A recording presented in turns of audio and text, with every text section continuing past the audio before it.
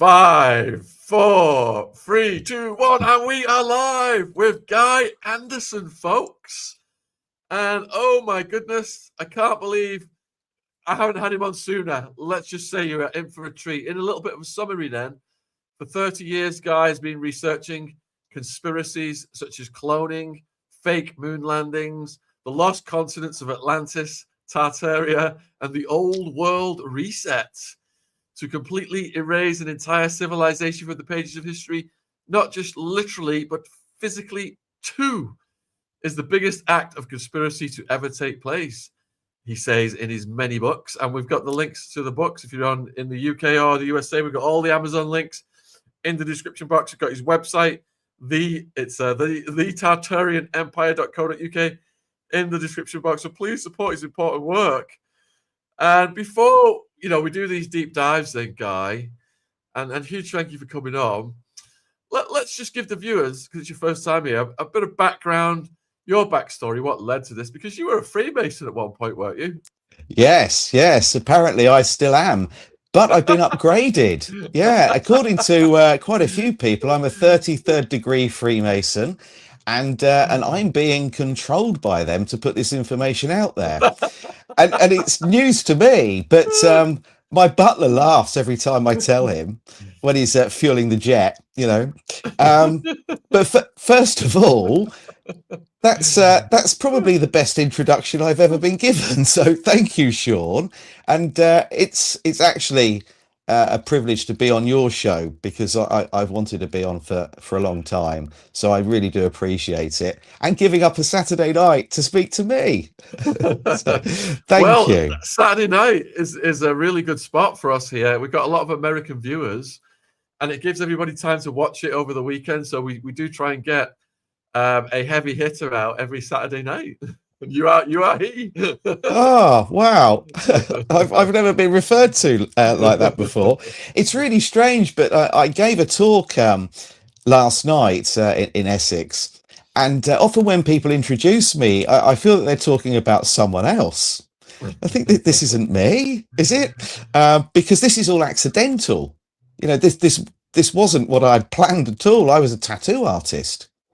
And people would come to get tattooed by me, and I would literally subject them to, in some cases, 5 hours of bit shoot, send them down these rabbit holes, show them the work of people like Donald Marshall, and they would go away either thinking I was absolutely insane or I'd sparked something. And when I saw them again, they'd either say, "My God, I had nightmares after that last appointment with you," or they would say, "I've been looking into what you said, and it makes sense." And all of a sudden they're reading David Icke's work, and they've got subscriptions and stuff. But my journey started in my teens. It was my dad. He was a master Freemason. And my mum used to joke every time he went to London to one of his meetings. She would say to him, "You're going to go and meet your friends. You're going to put your pinnies on, and you're going to bake cakes together in your little boys' club." And he would laugh and say, you can take the piss as much as you like. We run the world. And that's a red rag to a bull for me. Yeah. So sorry. Do you know the history of why he became a Freemason? Yes, I do. Yeah, it was slightly different to myself. He joined because he was working in the city for a big PLC, and he knew that handshake would get him contracts that he couldn't get otherwise. And it was on the basis of trust. But there's also another element to it where they truly believe that a Freemason, and you do swear to this, that a Freemason won't do anything to harm another one. So that won't necessarily mean, for example, getting let off for speeding if the copper that pulls you over is a Freemason. It could also include a promotion at work, or a contract, or an opportunity. And it did work. He went from being a sales manager for this large company to being on the board of directors within about 5 years. And considering when I was born, he was working on a building site. He ended up being the managing director, and it was a huge PLC. So yes, it clearly worked, but he had this desire for hidden knowledge, and he was reading books like From Atlantis to the Sphinx, Holy Blood and the Holy Grail, and then reading David Icke's work. While people were laughing at David, he was fully on board, and I even questioned him at times. And then I started reading the books too. And when I got to about 30 years old, I said to him that I'm ready. I want to join the Freemasons. And he'd stopped going. And he told me, if you really want to know who runs the show and how it all works, you need to join the Freemasons, but you need to join in London at a lodge that meets at the Grand Lodge in Great Queen Street. That's where the movers and shakers are.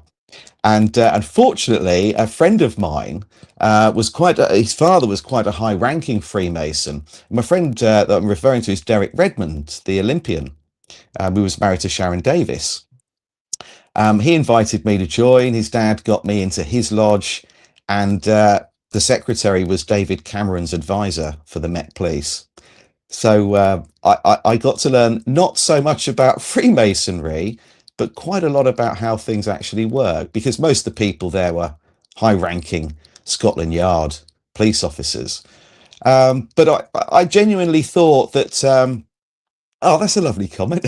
I genuinely thought that I would find out everything. Who built the pyramids, for example, the truth about King Solomon and the temple, who is actually at the top of the hierarchy.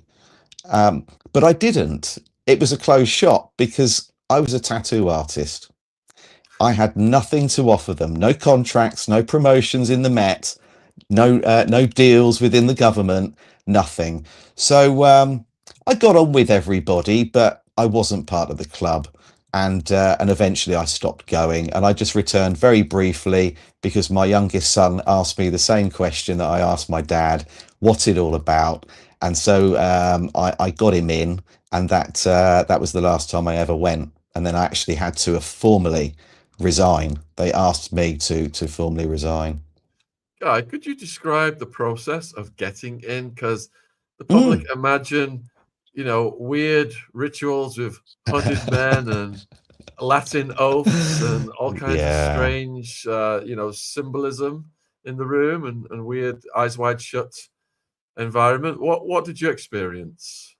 Oh, I'm so sorry to disappoint everyone, but that's not what happens to people like me. When you join the Freemasons, obviously you're initiated and you're blindfolded and you go through a ritual. And all that is literally walking around the room, you're being guided, you're asked to repeat certain lines.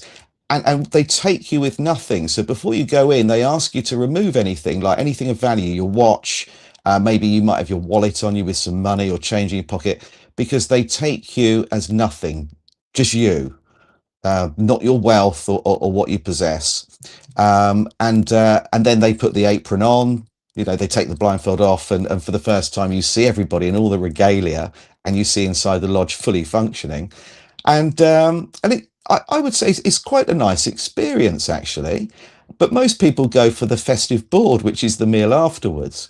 There is no blood sacrifice. There's no Latin. It's all actually in English.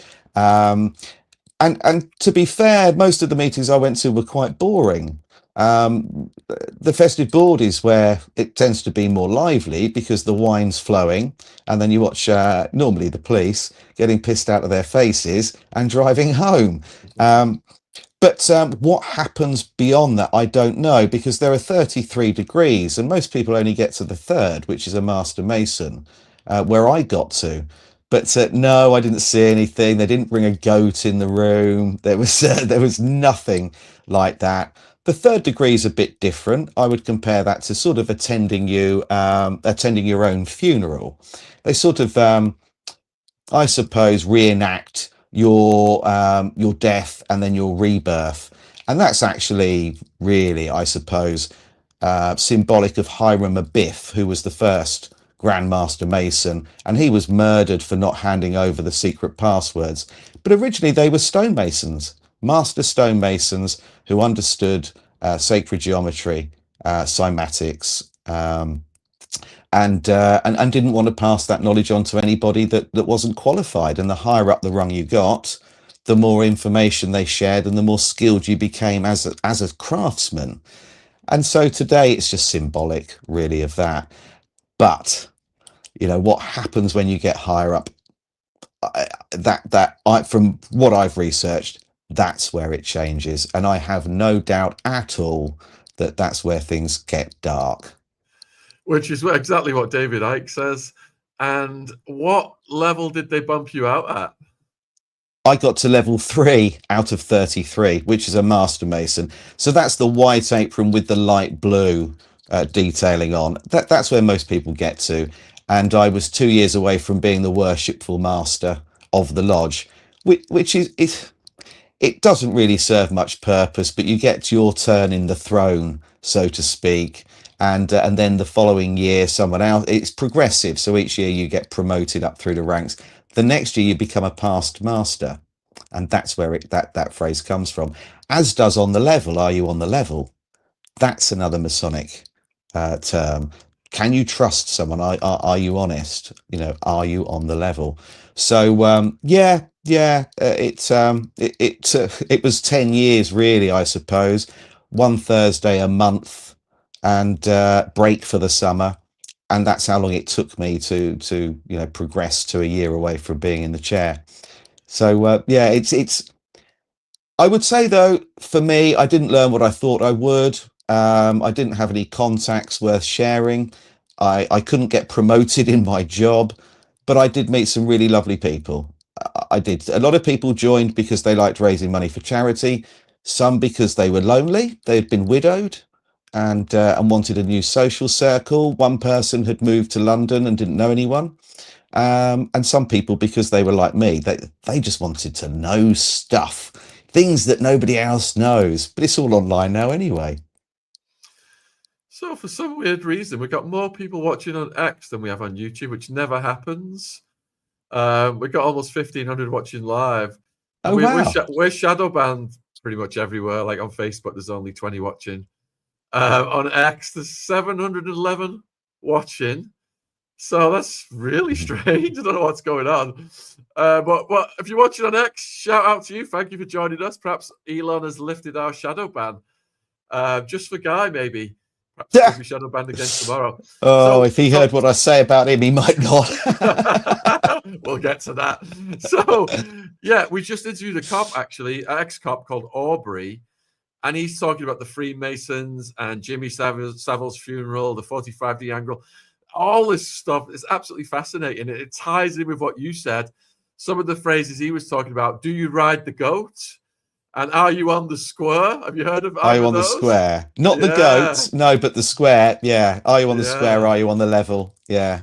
Yeah. All that's coming out in the next couple of weeks, folks. So stay tuned for that. His name's Aubrey.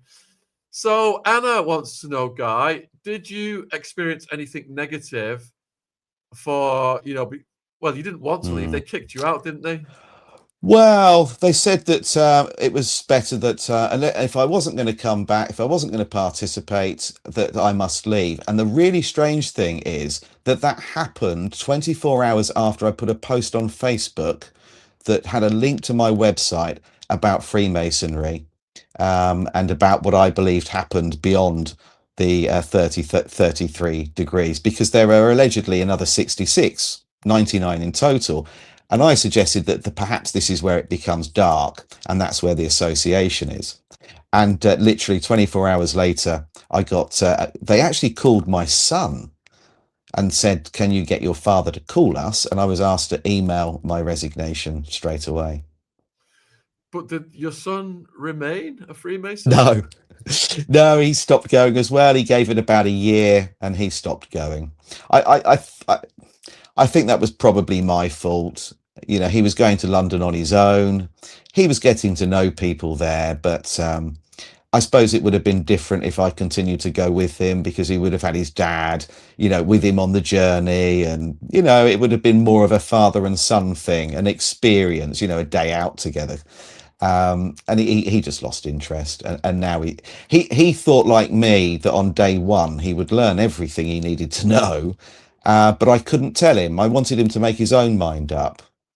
So yeah, he lost interest. But he actually wanted to become a Knights Templar, which you can't do until you've done your 3rd degree, until you're a master. You can then join what they call chapter and offshoot. And that's where he wanted to go. But I just don't think he really had the time and perhaps the enthusiasm after a few meetings that he had when when he wanted to join. It wasn't what he thought. And also, he was the youngest Freemason in as far as I'm aware, in the UK at the time, because you have to be 21. Apart from in London you can join at 18, and I got him in just after his birthday.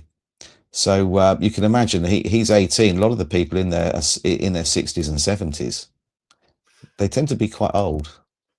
Right, we've got almost 2,000 watching live. We'll be right back, just taking a 1-minute break for TaskRabbit. Hope you're enjoying the podcast. Here's a word about TaskRabbit. Things are always breaking in this house, and I can't even change a light bulb. Jen recently ordered a sandpit for baby Ziggy. Yeah, and to be fair, it came in 1,000,001 pieces, and Shaun didn't stand a chance. He's very DIY shy. So I introduced Jen to TaskRabbit. Jen's always trying to give me jobs around the house, but now I can connect with skilled taskers to do this stuff. And thank God for that, because not only do they do the small DIY jobs that Shaun will not even do, like change a light bulb, they also do furniture assembling, they do gardening, and they do big jobs. Hallelujah. One of the beautiful things about TaskRabbit is you can see up front how much the taskers are charging per hour. Of course, I choose the cheapest. Of course you do. And you can also see their reviews, whereabouts they are, and also photos of their previous work, which is fantastic. So you know exactly who is coming to your home to do the work. And the specific skill set. You can get ahead of your to-do list with £10 off your first task at taskrabbit.co.uk or on the TaskRabbit app using promo code Shaun, SHAUN. Taskers across the UK buck up fast, especially for same-day tasks. Get £10 off your first task right now with promo code Shaun at taskrabbit.co.uk or with the TaskRabbit app. taskrabbit.co.uk code Shaun. Terms and conditions apply. And if you watch on YouTube, link is in the description box below this video. Thank you for supporting our sponsor. Back to the podcast. Cheers. So, Guy, have you looked into the Knights Templar? Well, briefly, yes. It was the Baphomet connection that I found interesting. We went to Tamar, which were their headquarters, last May, and had a look around there, and it was fascinating. But what I found really interesting was that when we went into the gift shop at the end of the tour, the only book I found in English opened up on a page about Baphomet. And I was looking for that the entire time I was walking around. I find it really interesting. I find the story about it quite interesting. I saw the skull of the first Grand Master as well, which is inside the wall of a church that's literally about a mile away, that nobody knows about. Nobody goes there. So yes, I find the Knights Templar quite interesting, and that, I believe, is where the all of a sudden we start seeing the goat, because I have been into one of their temples and I saw 3 skulls laid out. But it's a lot of work to join. It really is. They say that you've got to learn an awful lot. There's a lot of rehearsals and a lot of information to take in. It wasn't for me. But I'm interested in the story of it. But it's the connection to Baphomet that, on the surface, that the Templars say that they believe that Baphomet represents as above, so below, duality. But that's not what I see. When I look at Baphomet, I see something dark and nefarious. But what was interesting was that in Tamar, in the courtyard, in the town itself, there's a really lovely hotel, really exclusive hotel, and it's owned by someone who is quite high ranking in the Templars.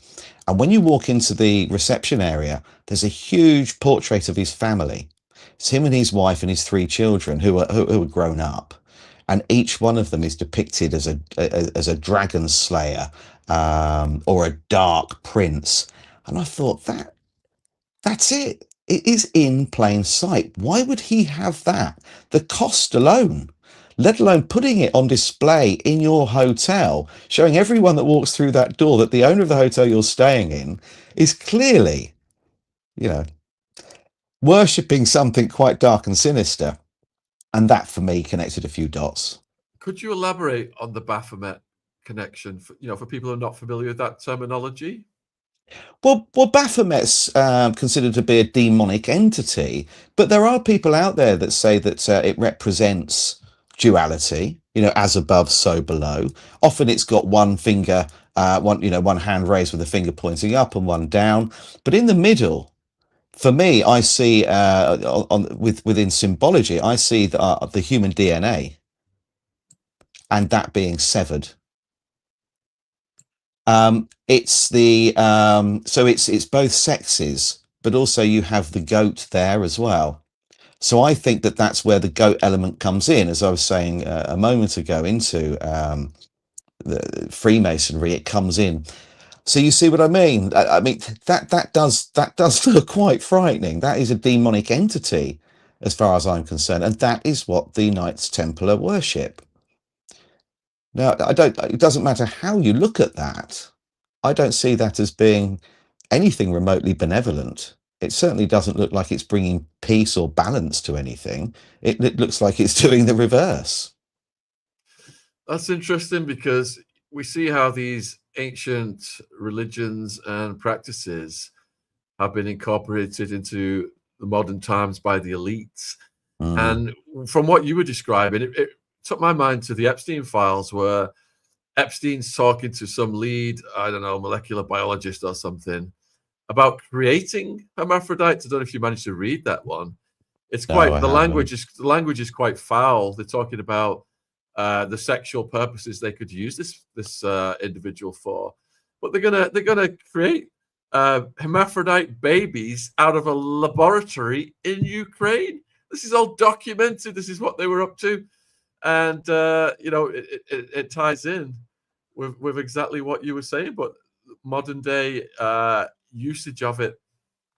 Does that link into Zorro Ranch, the research that they were doing there? Because they were cloning allegedly at Zorro Ranch. Yeah, so we have interviewed a few people survive. Well, we've had about half a dozen Epstein survivors, a couple of whom were at Zorro Ranch and have made allegations about the baby farm and believe that their words were manipulated, including Juliet Bryant. Yeah.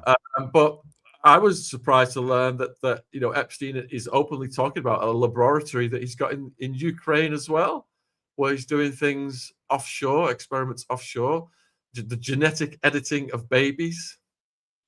Now, am I right in thinking that he was financially involved with either BlackRock or Blackstone? So if you look at the correspondence in the files, the Rothschilds are basically giving him orders and talking about how much money they're sending him. So, obviously he was doing a lot for them, but BlackRock's everywhere. I mean, if they've got investments in nearly every company listed on the stock market, I think. So they've always got the tentacles into everything. Yeah, and obviously they own Ancestry.com as well. And when I looked into them and saw that they invest heavily into bioweaponry, I thought, well, why would they want a DNA database? I just got a letter from the government here, NHS. They want to screen me to see if I'm possibly going to get ill in the future by taking my DNA sample and my blood sample and all this other stuff. And of course, I just tore it up. Really? Ill from what? Did they suggest what that was? That's the cover story, isn't it? So they could get your DNA. The NHS. Yeah. Do you want me to grab the letter? Yeah. All right. Yeah, Well, you keep talking to the viewers while I grab the letter. Well, maybe they can pop up a question for me, and I'll try my best to answer it. Please, if anyone's got anything they want to share or ask me, feel free to do so. And thank you everyone for joining us tonight. I'm hoping that Shaun's back soon. Right, I've got it. Here we go. Dear Mr. Atwood, this is the 19th of June, 2026. Dear Shaun, we've got an opportunity to take part in research and learn new information about your blood pressure and future risk of disease. They're always doing you a favor, aren't they? You are invited to take part in our Future Health, the UK's largest ever health research program. Like they're not going to sell all this data to Peter Thiel and Palantir. If you take part, you will have the chance to find out more about your health now and your risk of developing some diseases in the future. Today, too many people spend many years of their life in poor health. Our Future Health aims to help prevent, detect, and treat diseases earlier. Diseases like dementia, cancer, diabetes, heart disease, and stroke. Our Future Health needs up to 5 million people. Everyone aged 18 and over living in the UK is eligible to take part. Taking part includes answering some online questions about yourself, providing a blood sample, and having your blood pressure measured at a local clinic. In the future, our Future Health plans to offer you a chance to learn about your risk of developing some diseases such as diabetes and heart disease. This would be calculated using the information you provide and an analysis of the DNA in your blood sample. In fact, if you scan this QR code now, we'll give you a £10 voucher.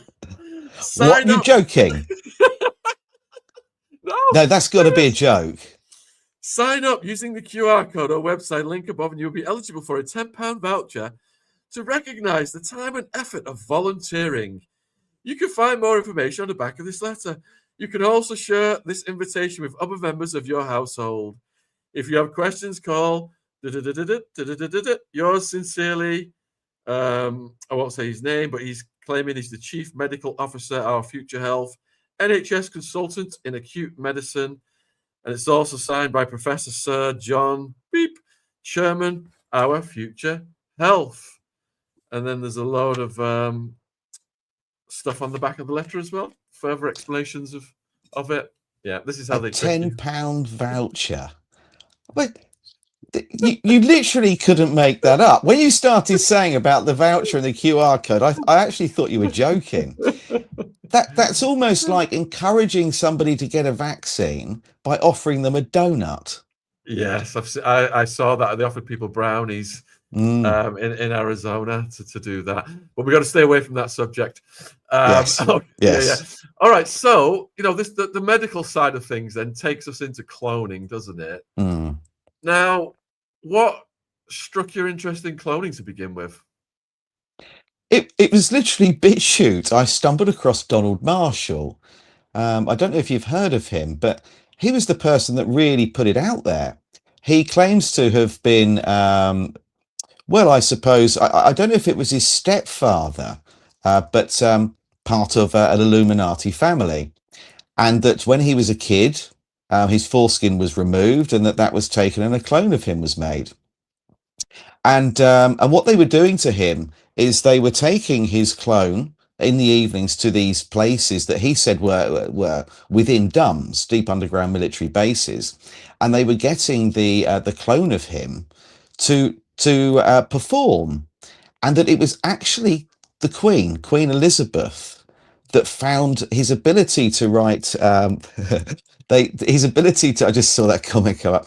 The interest was his ability to literally produce songs, to actually be able to come up with lyrics, and people found him really entertaining. They initially wanted to do some quite nefarious things to him because he was a little kid. But when he showed them that he could actually sing and write songs that actually people really enjoyed, he became entertainment. And he claims to have written a lot of songs for people like Madonna.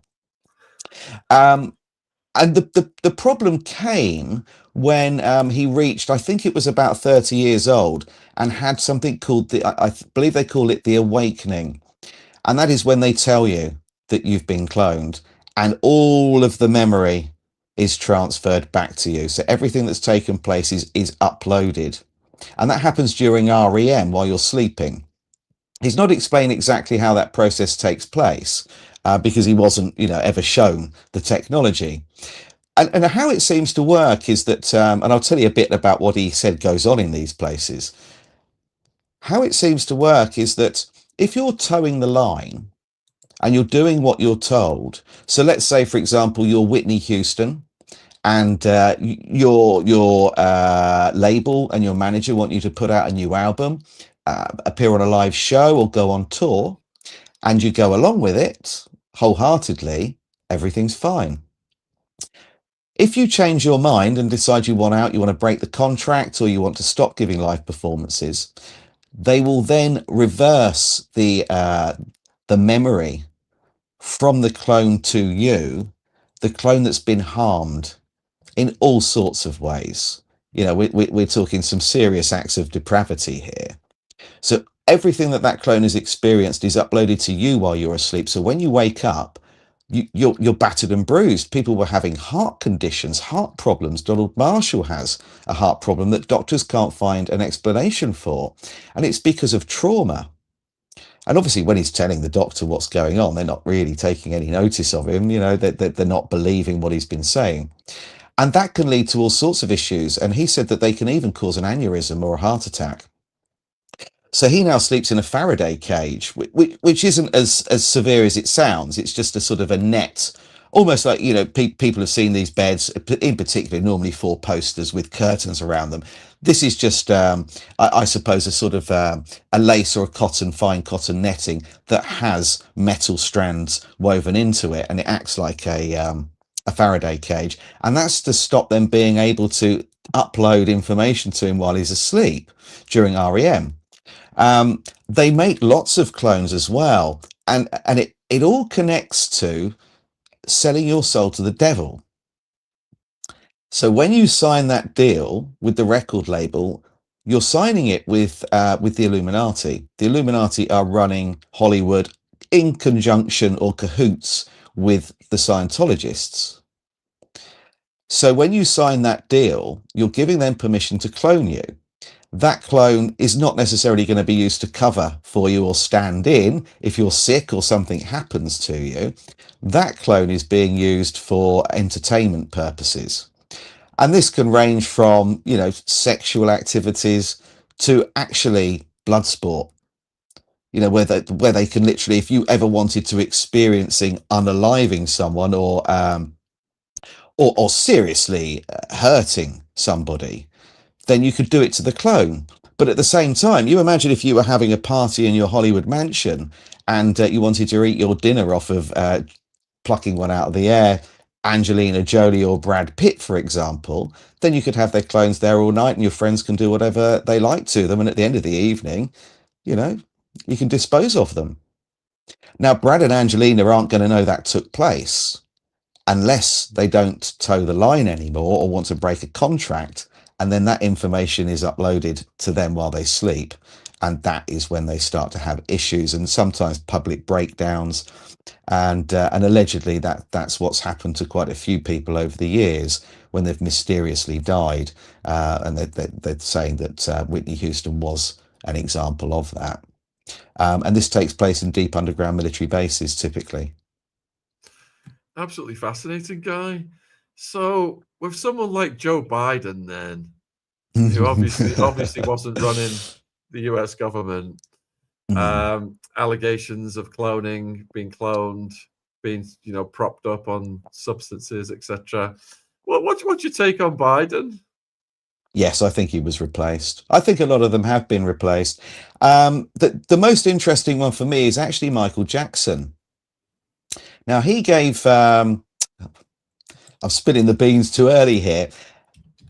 There was an interview that took place with Larry King, and people will be able to find this on YouTube, almost certainly on TikTok, and definitely on BitChute. This was somebody called Dave. Now, he was a severe burns victim that apparently had befriended Michael when he was in hospital as a kid receiving treatment.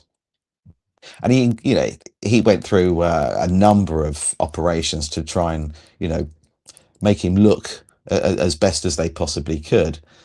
And when you listen to Dave, you're hearing Michael Jackson. So I would urge anybody that that has the time or has the interest to listen to the interview with Dave, and Larry King.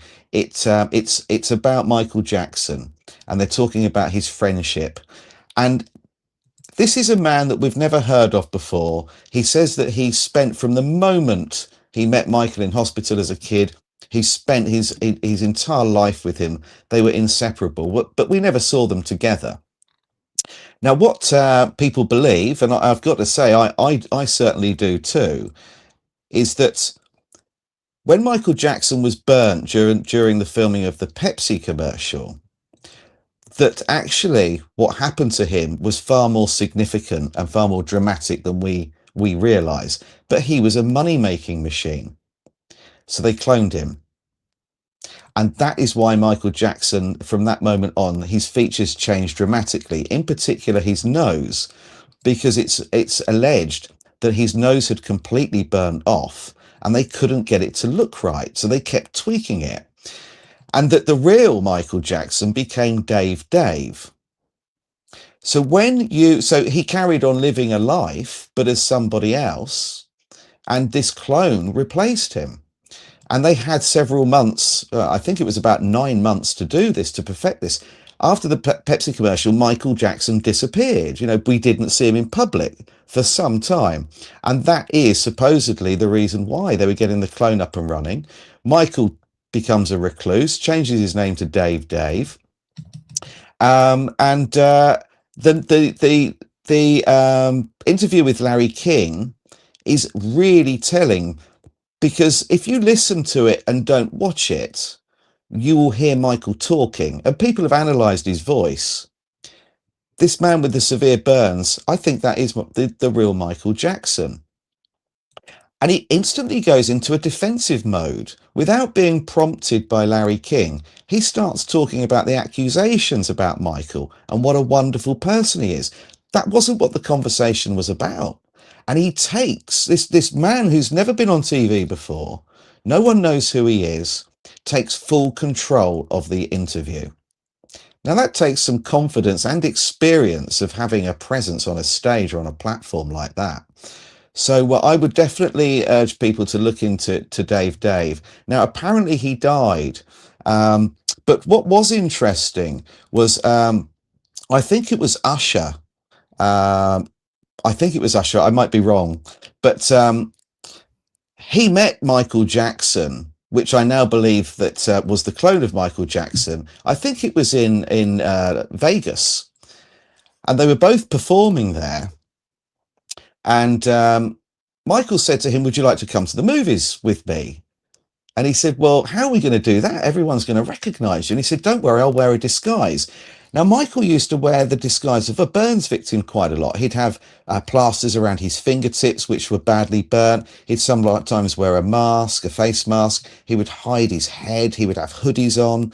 And when they were in the cinema, Michael turned around to Usher. I think it was Usher. It might be somebody else. Forgive me, but I just can't remember his name. But I have got it in my notes over there. He said to him, "People are probably going to recognize me. So would you mind calling me Dave, please? I like people to call me Dave." And he felt that that was really suspicious. And that was at the time that the Larry King interview came out. They were saying that perhaps that was there, hiding his face, and Usher said that he constantly played the burns victim, and that was his kind of go-to disguise. He was hiding his face, and that was because that they were constantly at the same time trying to perfect it, and they were, as I said earlier on, having issues with his nose. So it's the Larry King interview with Dave, and you can see why they would do that. He was at the height of his fame, a money-making machine. They couldn't afford to have it end. So they cloned him. And that makes perfect sense. I believe that that's what they've done with Biden, lots of other people too. There's some footage online of Hillary Clinton being interviewed coming out of a building, and she goes into some sort of breakdown. And they say that sometimes these clones malfunction. You mean where she collapses getting into the car? Yeah, and she starts talking about, I recommend the chai latte. There's one of Lady Gaga coming out of a hotel, and she just wanders around aimlessly and sort of staggering and pausing. And they say that that is one of the problems with the clones. They're not perfected. They're you know, they're not. Say, for example, in my case, a clone of me, if that's made today, or they start making it today, and that's up and running 9 months, a year from now, that is not going to be a 55-year-old person with 55 years worth of experience in, stepping into traffic and stepping back, or, understanding how things work. And there's also some interesting footage with Martin Lawrence and Will Smith, which was from the premiere of Bad Boys 3. And you'll see the interviewer, and that, people will find this online. The interviewer is talking to Martin Lawrence, and he looks like he has absolutely no idea where he is or what's going on. Will Smith's holding him and answering all of the questions directed at Martin. So I believe that that's another case there, that they had the clone replace Martin for that particular moment. And they normally, when they have a clone that's in the public view, they have someone called a handler with them that is just there to make sure nothing happens or goes wrong. And if it does, then they're there to take control. So yeah. But Dave, by far the best one. Let's go over some of this more slowly then. Here's the Hillary Clinton clip. Put a one in the chat if you want to see this Hillary Clinton clip. Got 4,500 watching live right now. Oh, wow. 3,000 watching on X. I have no Elon. What is going on, mate? Yeah. You can be shadow banned for so many years. Is this a one-off, or am I free at last? Well, let's hope you're free. Right, they want to see this Hillary Clinton clip. So here we go. It's only a short one, 17 seconds. Here she comes out of the car. Oh, she's going in the car. In the car. There she is, wobbling. She's a wobbling. Yeah. Oh, she goes down. She goes down. That's so strange, isn't it? Let me go back to the moment. That moment. Here we go. There she is. If you see, she's here, wobbling. And they're trying to push her in. Oh, down she goes. So, what is your interpretation of that then? I think it malfunctioned. Because before that, the moment before that, she was actually asked questions by people. They were asking her. There were people, a crowd gathered as she walked out of the building, and they asked her something, and she turned around and her head started to wobble. She was shaking, and she just said, "I recommend the chai latte," and sort of wobbled off and staggered around a little bit. Yeah, so the footage leading up to that particular clip is quite telling. So yeah, I think they malfunction. But if people are really interested in that, obviously I wrote a book, Rise of the Clones, all about it. But if they want to look at things online, then Donald Marshall's given quite a few interviews that actually go in depth into how it works. I've took the nuts and bolts of it and shared that in my work, but there are so many examples just like that. We've seen newsreaders in America, fall apart. But Lady Gaga as well. You might be able to find the Lady Gaga one. She does something very similar to that. It's very unusual how long it takes her to actually get from a door of a hotel to a car. I can't keep a straight face right now because I'm looking at this chai latte thing. You found it? Yeah. Is this real? Is this going real? Yeah. Oh my god! Let me see if I can get it up. Oh, sorry. Share screen. Hillary Clinton cold chai latte. Oh my god! I don't even know what I'm playing here. Should I put the audio on? Yeah, let's go for it. All right, here we go. Ready, folks? Is it on the screen properly? Yeah, it is. Here we go. All right. You guys have got to try the cold chai. And that's real, is it? Yeah. So let's go back. Let's see. Yeah. What's going on?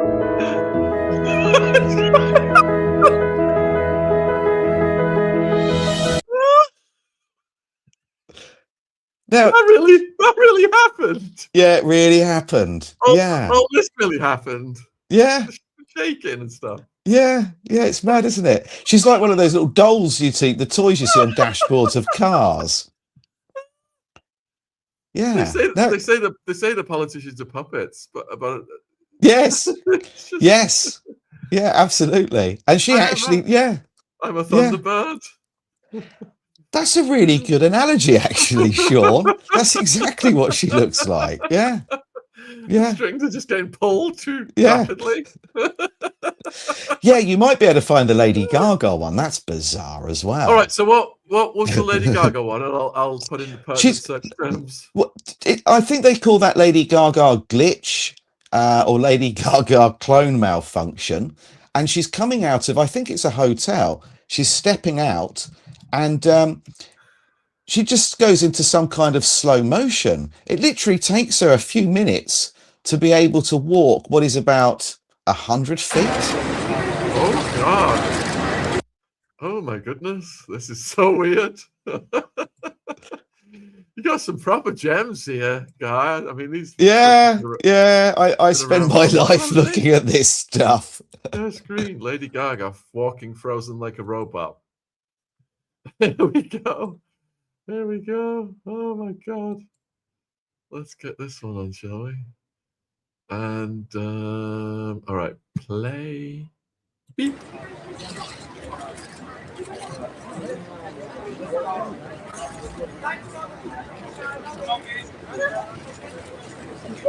Dada, you have one picture, Dada, please. Oh, stop pushing, boys. Dada, you got a jet, you have one picture, please.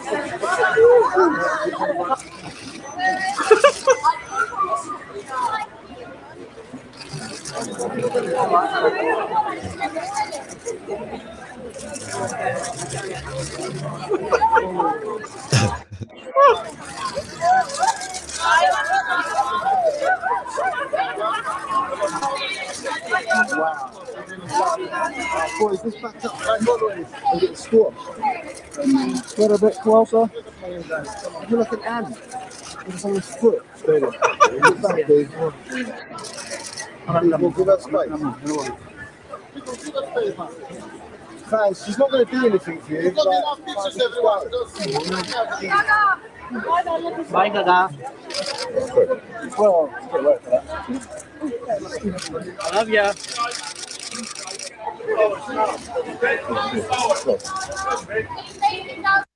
That is mental, guy. Yeah. And you can see she just...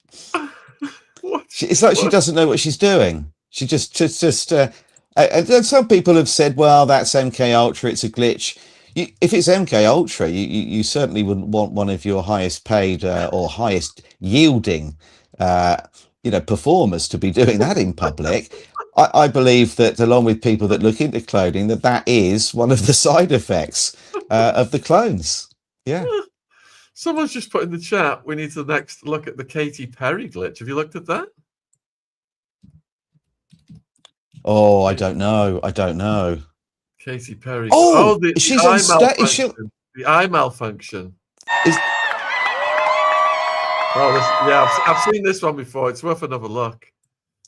Go for it. Yeah. And we're having a X malfunction right now. We've got 4,500 people watching on X. We usually have a couple of hundred. If you're really on X, put something in the comments or something so I know this is real, because this is really weird. I have no idea what's going on tonight. All right, let's go with Katy Perry's glitch. Let's get that on the screen. Here we go. There she is. Oh, yeah. Okay. Yeah, there we go.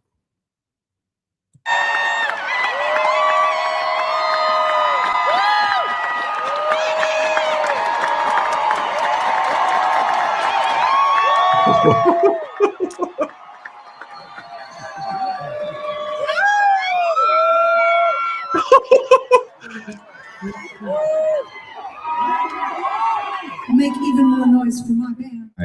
The look on her face, it's like she's trying to fix it by tapping her head. Yeah, yeah, reset. Family, Yeah, this trying to right here, reset herself. y'all gotta take a look at this. Y'all see that? Y'all see that? The eye just closed though. And then when she touched the eye, it's like she pressed the reset button, or it's like she was clicking it to turn back on. You see what I mean? Y'all let me know what y'all think. This is a doppelganger malfunction live. And we saw it in the flesh. Come on, y'all. Y'all let me know what y'all think. Wow. Yeah. Yeah, it's nice to hear him saying what I believe it to be as well. That is, in my opinion, that is a replacement. That is not her. Perhaps she was busy when they were doing that with Jeff, you know, on a mission somewhere into outer space. I couldn't think of a better way to spend my Saturday night, Guy, than watching these glitch clips. Do you have any more?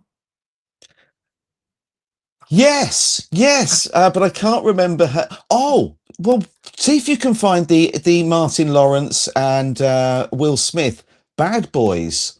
That was I think it was the premiere that they were, or they were walking off set. But it's Martin Lawrence, Will Smith, Bad Boys 3 Glitch. They might have Clone in that as well, but there's also one with Conor McGregor, which is quite good. So we've got Will Smith and Martin Lawrence singing Bad Boys in Bad Boys. Bad Boys. It's not coming up. Might be harder to find because of what we're typing those two names in. But that was the premiere of Bad Boys 3, and they were being interviewed, and Martin Lawrence was, well, I don't think he knew what was going on. There is an interview with Conor McGregor. He filmed he filmed Roadhouse. I don't know if anyone's seen that, with the American actor. I think his name's Jake. Can't remember his surname, but they did an interview, Conor McGregor and Jake, for Roadhouse. And if you check out him, people are saying, well, some people were saying that's his clone. Some people were saying that he was coked up. It's not. It's a glitch. So you might be able to find that one. Fortunately, I'm armed with Rise of the Clones, so I'll give you a few more examples in here because I wrote them all down. Let's get you a few more. But incidentally, I've got Biden and Dave in here. There's got to be a few Biden glitches out there. Let's have a look. Oh yeah, absolutely. Biden glitches at presidential debate. Every pharmaceutical company cannot have to pay. Thank you. And by the way, every day millions in the world, every pharmaceutical company cannot have to pay. Thank you. This is and hilarious. By the way, right, yeah. Thank you. And by the way, every day millions in the world, every pharmaceutical company cannot have to pay. Thank you. And by the way, every day millions in the world, every pharmaceutical company. I think his entire career was just endless glitching. Yeah. Every day. Now, if you had Biden giving a press conference, you'd probably think that it was a comedy show if you didn't know who he was. If you just arrived here or been in a coma for 20 years and you saw him on TV, you would think, well, this is some sort of spoof satire show. Absolutely. And they just rub it in our faces, don't they? There's another one. They do. Always in plain sight. Yeah. Here we go.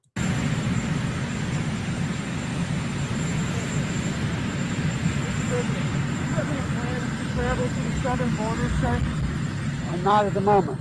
Have you decided when you're able to share thoughts with other countries? Is it allies or neighbors first? Who will be the first country to get U.S. vaccines? I've been talking with several countries already. Well, I'll let you know that very shortly. All right. Didn't see much of a... Says around 7 seconds, Biden's arms enter the matrix. All right, let's try that again. See what it says. Does it 7 seconds?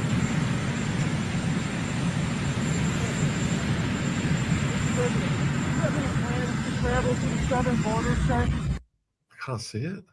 No, All right. I can't see much there. We'll move on Yeah, to that so one. it's Conor McGregor. It's an interview for Sports Illustrated, March 2024, with Jake Gyllenhaal. Conor McGregor, Jake. How do you spell Gyllenhaal? It is GYLL. And yeah, Roadhouse, a Sports Illustrated interview. All right, so is that a 3-minute one? I don't know how long it's on for, but you'll be able to spot quite early on what the problem is. Do you know when? Oh, early on it becomes a. I landed one punch once, and he hit me with yeah, a if you door. watch he's shaking, he's really strange. 1 second.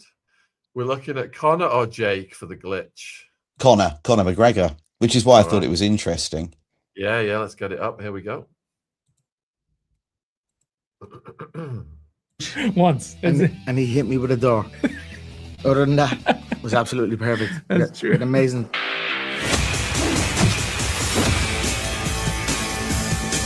Sports athlete before Southpaw, but this is a whole different game. What was that like for you? It was great fun. I mean, he was from the very beginning. Conor said to me, he was like, I'm a white belt in making movies and acting, and I'm here to learn. And that was the way it was the whole time. But on the opposite end, I'm, a white belt in the fight game. And in terms of fights and what they look like and how authentic it is, I know it was so important to you from the very beginning that the fight fans always felt like they were watching something original, something fun. And so he was always coaching me and showing me how to do things or change something up to make it feel more authentic, so that see his head wobbling. All the fight yeah, he's just going round in a circle. Yeah, and it's like he's not really, he doesn't really know what's going on. Like he's waiting for a prompt, and he's just going, and he's shaking his head, and his tongue's out for a bit, and it's very tongue thing was very strange. Yeah, and he's like that throughout the whole thing. And people were saying, well, he's just coked up or he's coming down from something. But it's not, but movie that goes on throughout the whole interview. We'll love this movie even more because of the stuff that we did. Conor, what did Jake bring to the table from the realism when it came to the fight game? Jake's a consummate professional, 75 movies made. I'm blessed to have entered into the movie alongside him. He was patient with me. Shrugging. He gave me guidance, and I just took it. We had a good rapport on set. He has 75 movies made. I have 75 bar fights made. And that's it. We had a good back and forth. Jake, you have to take some real punches and kicks in the lead up to this? Yeah, and throughout it too. Yeah, it's inevitable, I think, when you're trying to do fights like this and make them as real as you can. That's just sort of, it's a part of the whole thing, But yeah, I mean, also it's important to know what it feels like. In the spar, I did that particularly in preparation for Southpaw. There was a lot of sparring and understanding the feeling. You can't play a fighter unless you know what that's like. But no, we stayed as careful as we could the whole time, and he was always he was good to me, and I sometimes had to remind him. I landed one punch once, and he hit me with a door. Other than that, it was absolutely perfect. That's true. An amazing stunt team, Garrett Warden and Steve Brown, and they were phenomenal with us. They gave us free reign, and we've done a good job. It's painful. He's flapping, isn't he? It's painful to watch, isn't it? Because that's not the Conor McGregor that we see, the confident man. Who will take the microphone and literally take control of anything. He's just sat there doing that. He's hung out and he's doing that and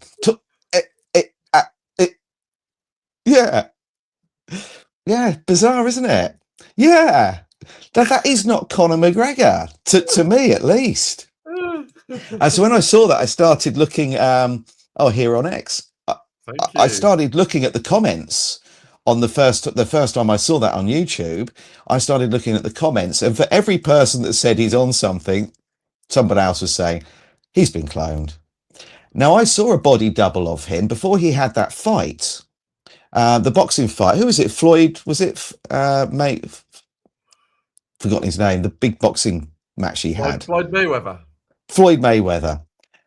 Now, leading up to that, he was seen on I think it might have been Venice Beach, and he was working out. He had a pair of jeans on his top off. He was working out, and it turned out it wasn't Conor McGregor. Conor McGregor was seen somewhere else. This also happened with Mike Tyson. Mike Tyson was accused of doing something.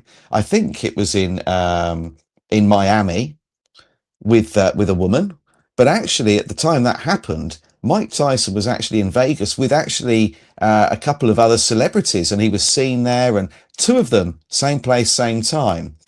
So it happens quite a lot.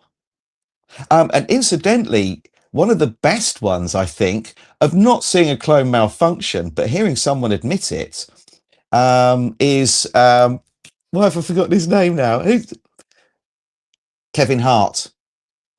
Kevin Hart actually said during an interview when he was asked, how do you manage to get everything done? You're making a movie, you're in Australia, just for example, you're here, you're there, you're on X, you're everywhere, all at the same time. How do you manage to do this? You just, you're incredible, you're everywhere. He said, I keep telling people, but they don't believe me. There's a good 2 or 3 of me. There's a good 3 of me out there. Found it. Facebook, there you are. Television, there you are. 1 second, that's a low quality one. Let me see if this one's any better. Today I'm going to be talking about. Yeah, that's the same. All right, I've got it. It's pretty low Facebook, res. there you are. Television, there you are. How do you do it? I have a clone. The audio's perfectly fine. Let me just get it on the screen. There we go. That's the stage. Kevin Hart. Okay. Facebook, there you are. Television, there you are. How do you do it? I have a clone. I was going to say that. There's 2 of you. Cat's out the bag. Okay? It's about a good 3 of me. We broke it. They didn't want to release it yet. This is major news that I'm giving you. All right. I'm the first person to ever use it. I'm cloned. Okay. All right. I appreciate it. That's why I'm able to do all that I do. How do you do it? I look on Twitter. There you are. Facebook. There you are. Television. There you are. How do you do it? I have a clone. Saying it very matter-of-factly, isn't he? Yeah. There's that doesn't appear to me to be a gag. And they tell us, don't they? I do believe they follow revelation of method. They have to tell us what they're doing. They fear some sort of karmic retribution, so they tell us. And often I think we get clues in movies, science fiction in particular, about what's really going on out there, and they think that they've covered their arse. When they get to meet their maker, whatever they believe that to be, they can say, well, we told them the truth. We never lied. And my hope is that they didn't. It wasn't quite enough. We were tricked still. Viewers, huge thank you for liking and sharing or whatever the hell's happening right now. We've got 13,000 people watching live across all platforms, which we've not seen since the days of Jaguar Wright. And, what are you doing next Saturday night, Shaun? Put a 1 in the chat if you'd like to have Guy back next Saturday night. All right. So please support Guy's links and his books and his website, all in the description box. I've just put the website in the live chat. We've spent an hour now. We've done 30 minutes on Guy's backstory in the Freemasons. We've just done another half an hour on cloning. Now, a huge subject, it's also in the title, is Tartaria, and we need to move over to that one next. So just assume that people don't know anything about this guy. What the hell is this Tartaria business all about? Well, I suppose the best way to describe it is an echo of Atlantis. It was the rebirth of Atlantis. Now, Tartaria is really a region. It's a landmass that we're talking about. It covered Russia, Asia, and went into Eastern Europe and ultimately Western Europe. But their ethos traveled across the world. And that was understanding sacred geometry, cymatics, but more importantly, they were harnessing energy from the ether. And this was something that Nikola Tesla really dedicated most of his life to, and ultimately what Wardenclyffe Tower was supposed to achieve. Tartaria is freedom of representation. That's a beautiful description, Josh. Some people called it the empire of free travel as well, because the belief is that they were using airships to travel the world. And that is why we see buildings that are so similar in places like, for example, Tasmania. that would mirror what we would find in, well, they look very similar to St. Paul's, the Vatican, and in some cases the White House. This sort of domed buildings that have this Greco-Roman style, all built at a time when it would have been impossible for architects to share information. And it appears everywhere, you know, New Zealand, Samoa, it's absolutely everywhere. So they were sharing technology, and they were sharing an understanding of how to build using sacred geometry.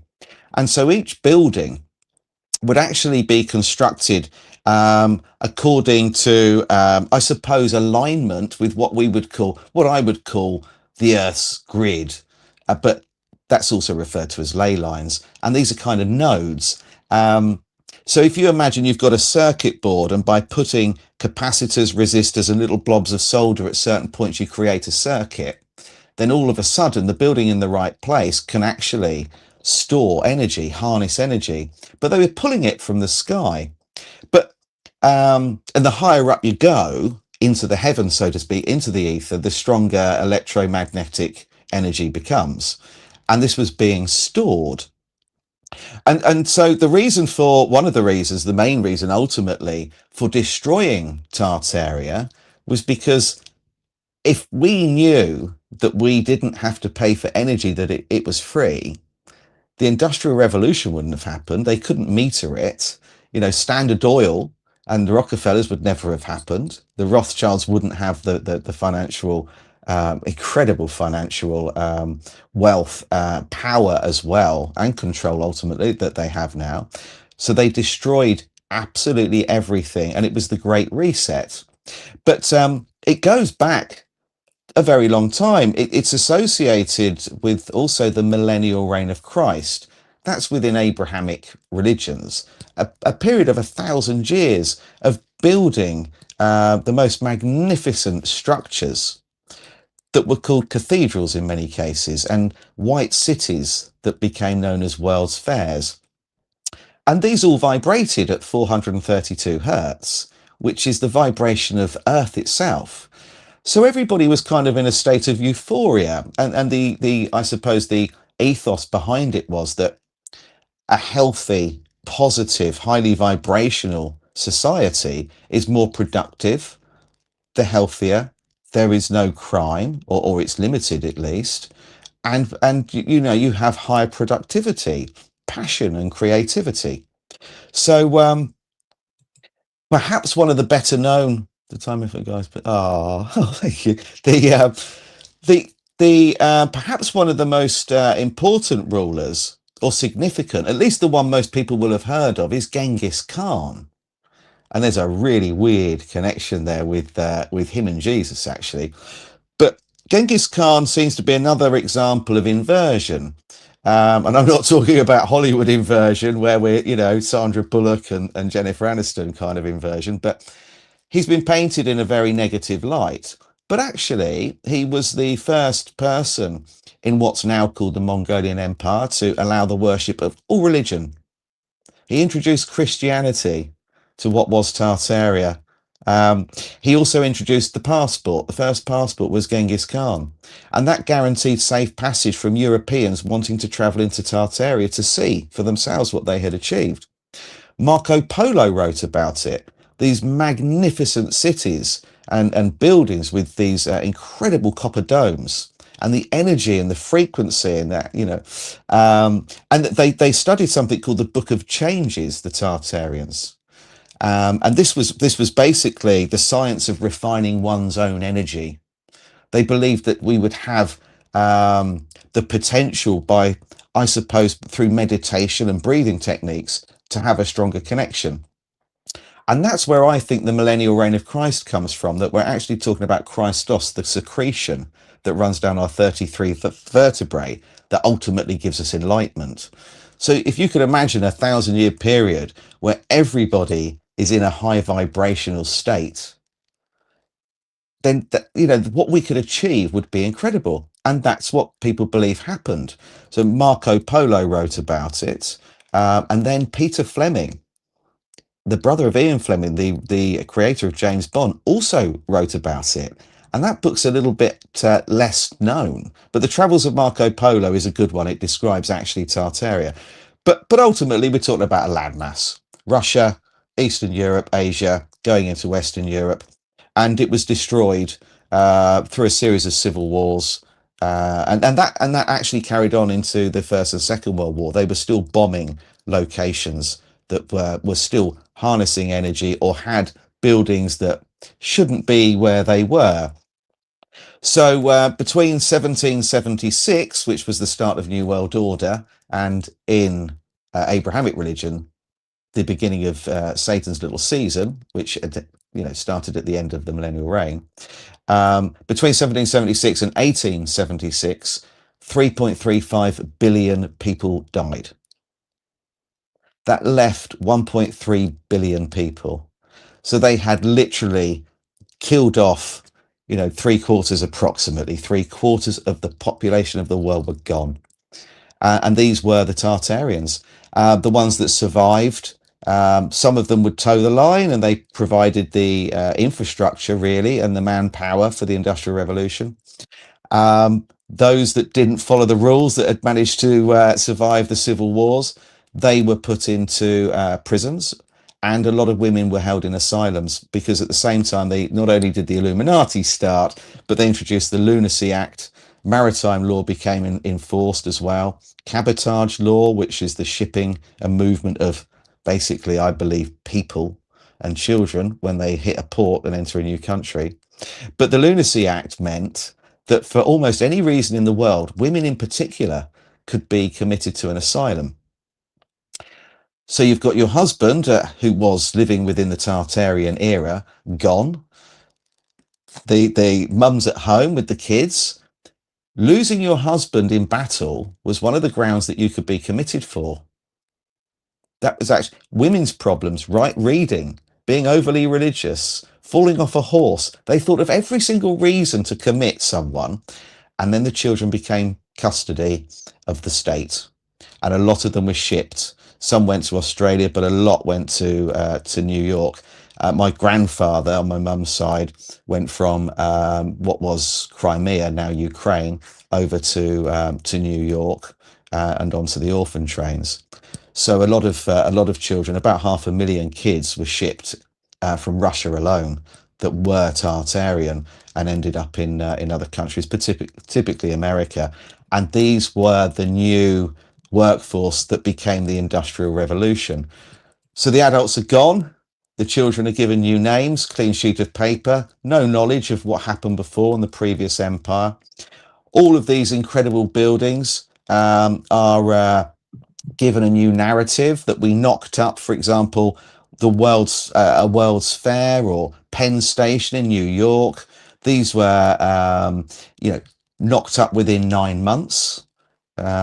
They managed to get incredibly skilled stonemasons and sculptors and craftsmen and carpenters to build something incredible, build a city in 9 months, and nearly all of them were destroyed by fire or demolished because they couldn't actually explain really how they were made so easily and so quickly. So they got rid of them. So they've been destroying their architecture for a long time, got rid of a lot of the people, and that was 1776 that it fell. Some people believe that also what took place was a spike. The Earth's grid was spiked. There's a researcher called Michelle Gibson, who's worth looking into on YouTube. She believed that they spiked the grid and that caused a series of mud floods, quakes, floods, that literally wiped out a lot of the towns and cities, buried a lot of it under mud.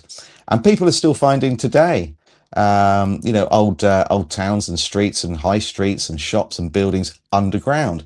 There's even some in Bristol, which I'd love to go to. There's a street underneath a road in Bristol where the shops are all still there. The only problem is the access is through a pub that's owned by the Hells Angels, and they're not that keen on letting people there. So it was a 1,000-year period of time where energy was free. They used frequency and vibration to heal. People were going into buildings like cathedrals, They were resonating at 432 hertz. The organs were being used to heal internal organs. And it was destroyed. It was destroyed because of greed, ultimately. There is, incidentally, if anyone's interested, I have a CIA document that actually describes what the CIA, or in particular, what the Americans did, what the American government did to play their role in completely removing Tartaria from history and rewriting Russian history. But the first person really to put it out there in a book and start talking about this was Anatoly Fomenko. He's a Russian mathematician, scientist, and professor. He's clocking on a bit now. And he wrote a book called New Chronology. It's heavy going, but it's the first publication talking about Tartaria and why it was removed. It was the Rothschilds ultimately behind it. They used the Jesuits, the Freemasons to do it, the Romanovs. Everyone was really paid to help get rid of people, destroy evidence and buildings. I'm kind of giving you a deep dive in here as quickly as possible because I'm conscious of the time. No, Guy, our viewers do not like people to cut long stories short. So we will get you back to continue. Please take as long as you want, my friend. And we're almost at 30,000 watching live. We have to take a picture of this in a minute. I think the most we've ever had is 50,000 when I was doing some Epstein stuff years ago. But the rate's going up. You're going to break that, man. Oh, wow. Thank you, Elon. Yeah. Yeah, I don't think I'd want to be trapped in a lift with him or his mother, frankly. They both, she scares me to death. Don't make the view count go down. Sorry, Elon. Yeah.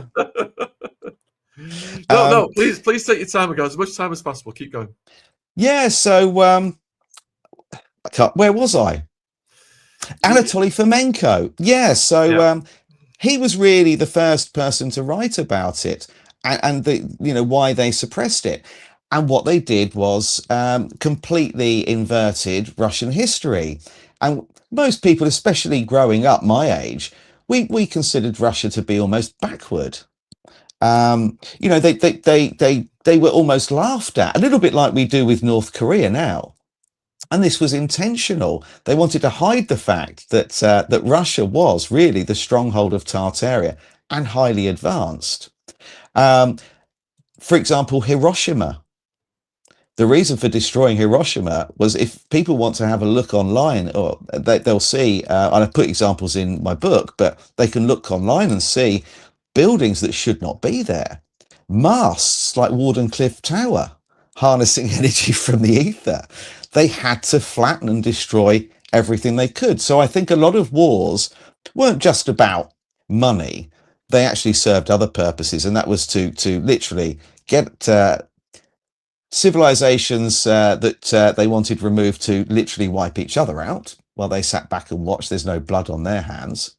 And also at the same time, they get rid of architecture, keeping certain buildings for themselves, of course. And Dresden, I would say, was perhaps the most significant town or city within Germany.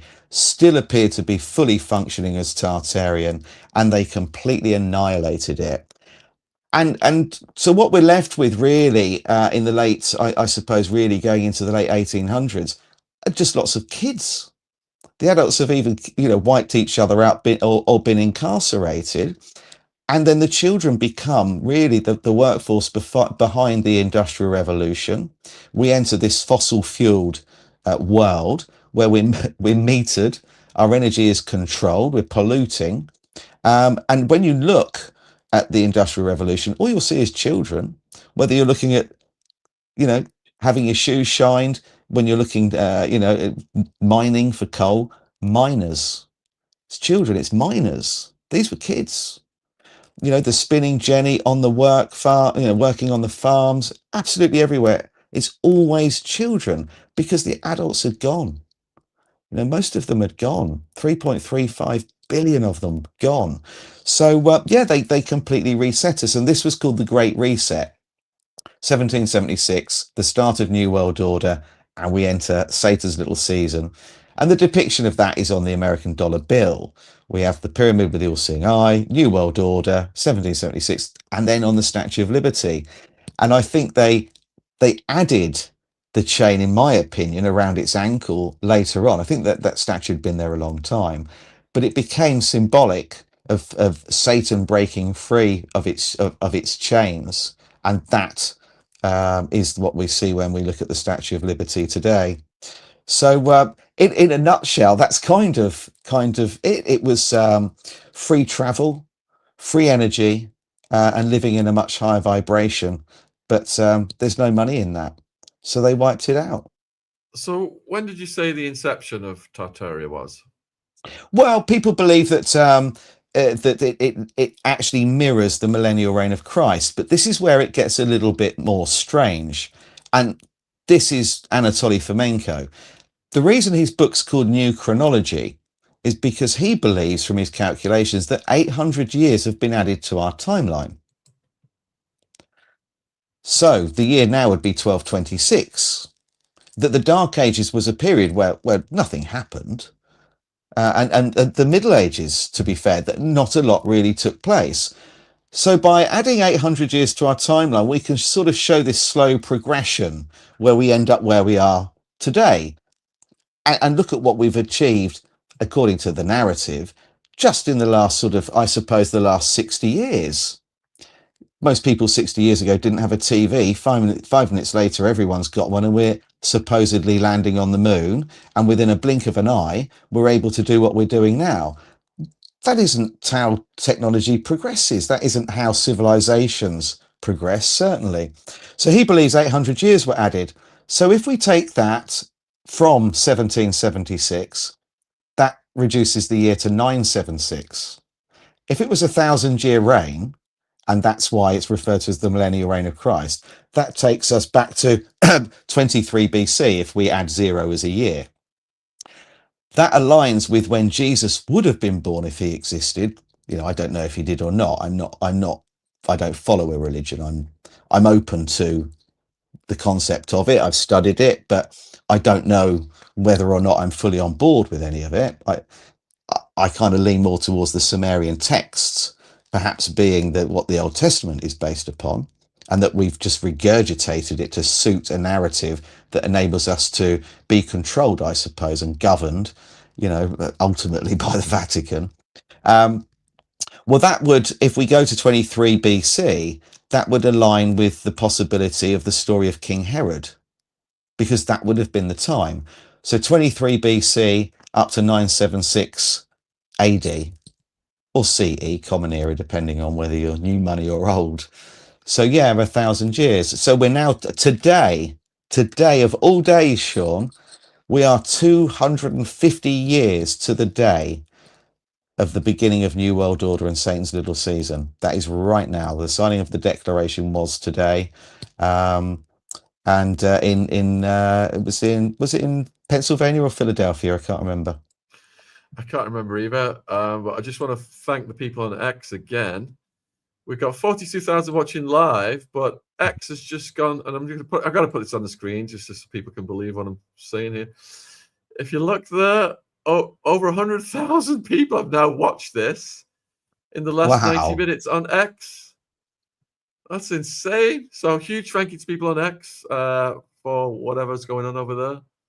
And please support Guy's work. He's got his book links. I'm going to put them in the live chat, actually, so they go into the X comments. And if you're watching on YouTube, all these links are in the description box. And I'm not going to let Guy go until we break our best.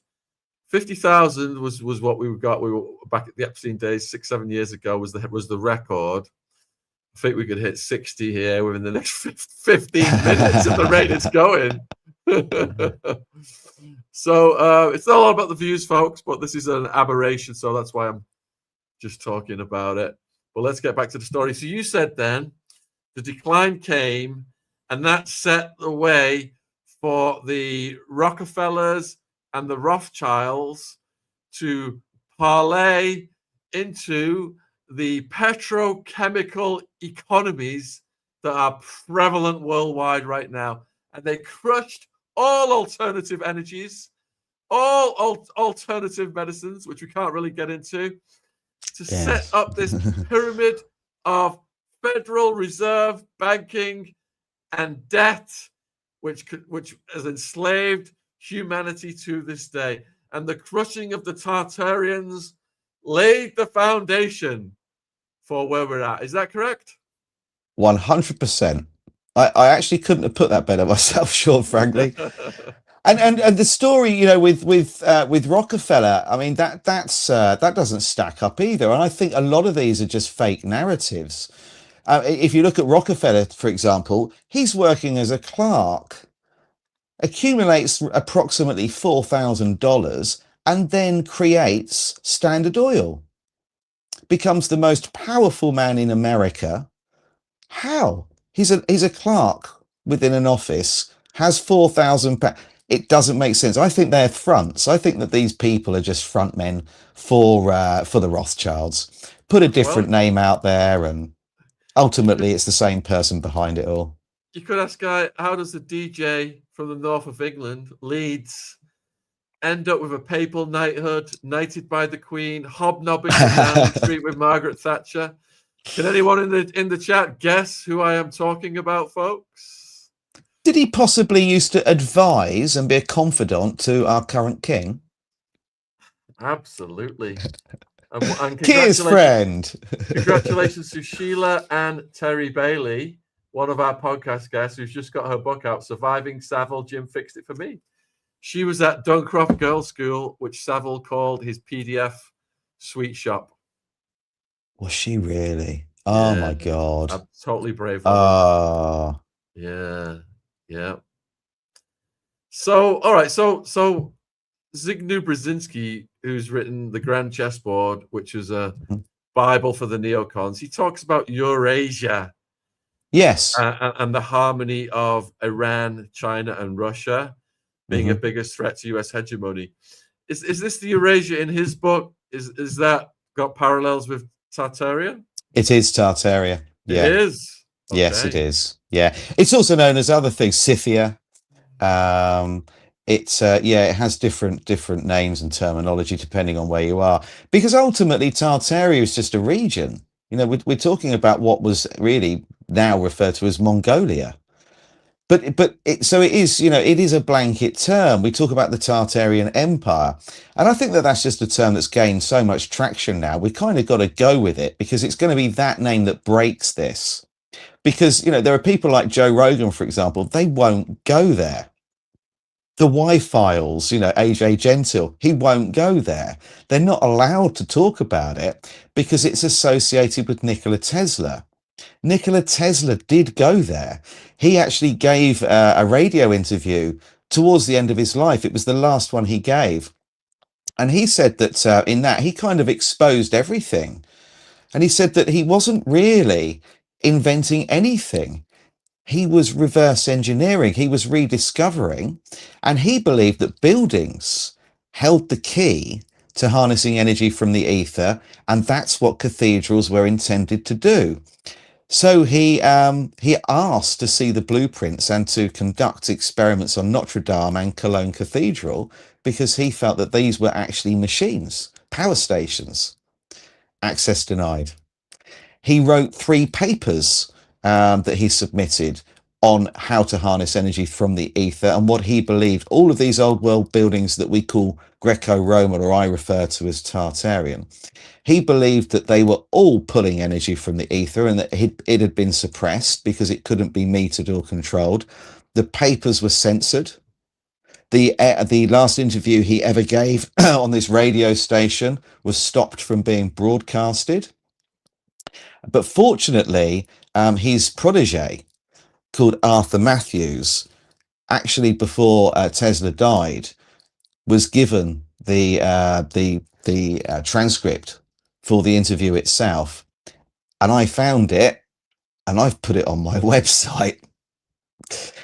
This is Nikola Tesla saying exactly how the buildings worked, exactly why they've hidden it, and what he was doing his entire life. He was trying to build a tower that would replicate what a cathedral once did. And so that's you know, I believe for some time that Tesla was reverse. And I wrote this in my book. I only put the blog up the other day. I wrote this in the book, a couple of years ago, that I believe Tesla was reverse engineering Tartarian technology. Some people agreed with me. Some people said that I was insane. I get called that quite a lot. Oh, that's a nice one. And there he is. The last interview he ever gave, he said he didn't invent anything. He was rediscovering what was already there. And that's why I called the book Tesla and the Cabbage Patch Kids. The Cabbage Patch Kids are the repopulation, the Industrial Revolution, the workforce, and the connection with Tesla is the technology from the previous civilization.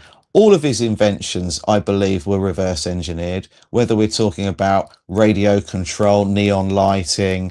I think that they were all actually understanding, because he didn't invent alternating current, he just perfected it. I think all of his work came from actually rediscovering what had been hidden and suppressed. And that is why he was treated the way he was. And JP Morgan pulled the funding from him when he realized what Wardenclyffe Tower was actually doing. He thought it was going to be a transmission for radio broadcasting, and Morgan wanted to be in control of news.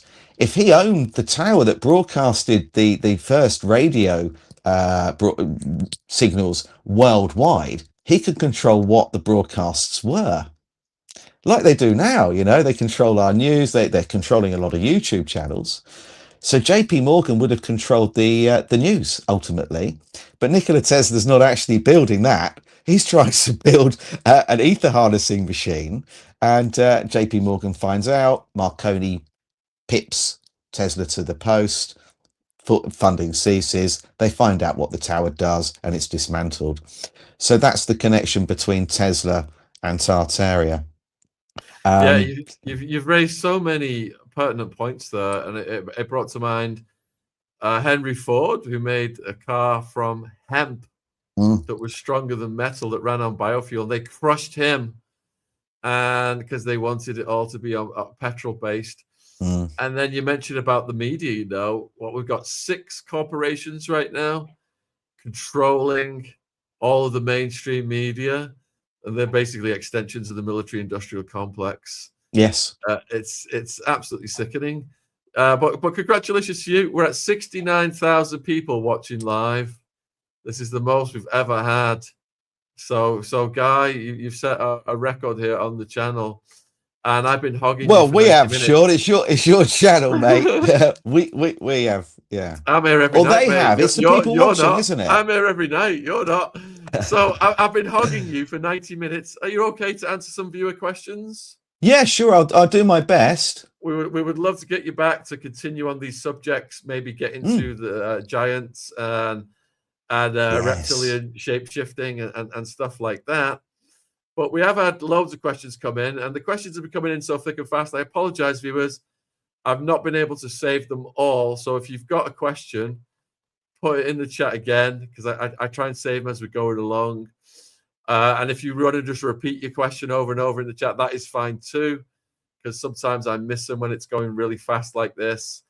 But we're going to hit 100,000 watching live, I reckon, by the time we've answered a few questions. So let's see. Did the Freemasons test how suggestible you are? No. I had an interview. They interview you first, and then it was about a year before I was able to join. So they invited me to a function. They call it a white table evening, but it was basically a piss up at a hotel on the south coast. It's actually in Eastbourne, and we were banned from the hotel. We literally trashed it. And so they met me. They saw me in my worst possible state. I used to drink a bit back then. I was easily led, young, dumb, and and then I was invited to a formal interview, and they basically asked me a series of questions, but they already knew everything about me. In fact, the person who I mentioned earlier on, Derek Redmond's dad, he found out during his interview that his father wasn't his father. They said to him, "Why do you call yourself Redmond? That's not your dad." your dad's actually this person. He didn't know that. So they do some deep digging on you. They check out who you really are and who you hang around with and stuff. And then a year later, I was initiated. The only thing they asked me was, did I believe in a supreme being? That was the only question they asked me. And I said, yeah, I do. I don't know what it is, but there's something. I don't think this is an accident. Yeah, that's what the cop said that we just interviewed. A few people are asking if you're an X guy. Are you banned? Am I on X? Yeah. Yeah, I was on Twitter, but I was banned during 2020. I was banned from Facebook. Are you but back, yeah, I am. am Back on X? What's your handle? Yeah, on but it's Tesla and the Cabbage Patch Kids. It's the same as my YouTube channel. It's named after my first book. Same as my Facebook group. But I don't go on there very often. I struggle to keep up with Facebook, frankly. Okay. All right. Here's a good question then. What are your thoughts on the pyramids? Well, literally, they are the tip of the iceberg. I think what we're seeing is just the top of a huge machine. And I think that they know exactly what's underneath there. Again, I think that they were machines, power stations, pulling energy from the ether. Yeah, that is the reason they're buried. I don't believe that there was originally that kind of mass of sand there. And incidentally, check out the Bent Pyramid in Egypt, because people have found nuclear glass in the surrounding area, which suggests that the entire area was nuked to bury it. And the Bent Pyramid is scorched. It shows burn marks that would have been a significant heat to achieve that. So yeah, I think that they were the original ether harnessing energy machines. That's my opinion. And underneath there is a huge structure, and we're just being shown really the tip of it. All right. Oh, and built by the Anunnaki, by the way. I think they're Anunnaki. How many people do you think they have cloned? Oh, I don't know. I'm nowhere near high up enough the food chain. You'd need majestic level of clearance, wouldn't you? Do you have any special info on Prince Albert's World Fair during Queen Victoria's reign? No, nothing particularly about that. I tend to, obviously the Crystal Palace is fascinating, but Dickens, incidentally, actually said that was an absolute disgrace. That actually what that was doing that was rubbing people's noses in the muck of the British Empire. But the building was already there, in my opinion. If you look at the Crystal Palace, for example, that was destroyed by a fire. That takes an incredible amount of heat. The glass, well, that's impossible. They say that the glass on the Crystal Palace was actually produced in Birmingham, shipped down by barges on the canal. They would have had to have gone into full production mode 24/7, employed labour from all over the country to achieve it. Glaziers the other end, absolutely impossible. I think it was destroyed on purpose. I think all of the world's fairs were there a long time before, and that's why they all accidentally have fires. But yeah, so nothing specific on that one. But the Crystal Palace does fascinate me, and Alexandria Palace is also Ali Pali, as we call it, is also worth looking into, because in early photos of that they had an airship docking station there, which shouldn't have been there. Almost 90,000 watching live, 300,000 now have watched on YouTube. We're approaching Candace Owens levels of life. All right, so what about the giants? Yeah, it came in all shapes and sizes, and this would explain why we see oversized doors and windows we can't actually see out of. And I appreciate that the narrative will say that they're ultimately to let light into a building, but they're also for looking out of, aren't they? And if you look at some of these old world buildings, the window ledge is too high for us to ever possibly be able to look outside. And the height of some of these doors, and we're talking about a time where they didn't have money to throw around according to the narrative. You wouldn't build the height of a door and ultimately the ceiling twice what it needs to be if you can't even adequately heat it. Well, we got a we got some logs on a fire, and we're expecting that to heat one of these grand buildings and heat rising. I mean, it would have been stone cold in winter in there, wouldn't it? So yes, I think the giants were killed off. If you go onto the internet, you'll actually see that during the Second World War, they had giants serving in the German army. There are also photographs, dozens of photographs of Tartarian giants, and you can actually type that in as keywords. And these are not people with genetic mutations. This is not, a deformity. They're just like you and I, and they believe that they were anything up to 12 feet tall.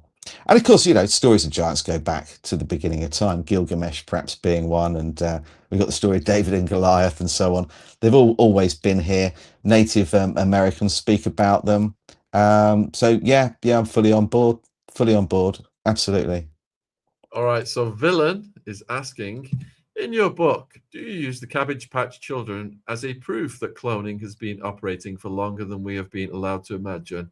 What industry uses the most clones? Hollywood? Yeah, I think it's absolutely. I would say Hollywood, but yes, I mean, I can't prove it that cloning took place, and that a lot of the children that were shipped on the trains and through the baby farms and Wallace fairs were cloned, but they doubled the population within 100 years with a very diminished population to start with, which is no mean feat. It's actually impossible to do that. And I've given the calculations in that book, Testing the Cabbage Patch Kids. Incidentally, the Cabbage Patch children themselves allegedly came from Germany, and were raised in what became known as kindergartens, gardens where you grow children. And at the same time, the word doppelganger starts to become used. So we've got doppelganger, kindergarten, and all of a sudden, hundreds of thousands of babies. And this was also depicted in postcards. We had Cabbage Patch postcards appear at the same time. The first narrated movie by Alice Guy Blanche is The Cabbage Patch Fairy. She's growing babies in a garden and selling them to middle and upper class couples. So yeah, the big, and I think that this technology is actually connected to the Knights Templar. It goes back to, I believe, to the Anunnaki. The Knights Templar protect it, and through a revelation of method, that's why Dolly the sheep was cloned at Roslin Institute, just down the road from Roslin Chapel, which is, of course, in the UK, the main place really for Knights Templar gatherings. So yes, I believe so. Yeah, so check out the postcodes, Alice Guy, the first narrated movie, and then look at the population figures, and you'll see that something very unusual took place. To double the population in 100 years, it's impossible. This is the world population.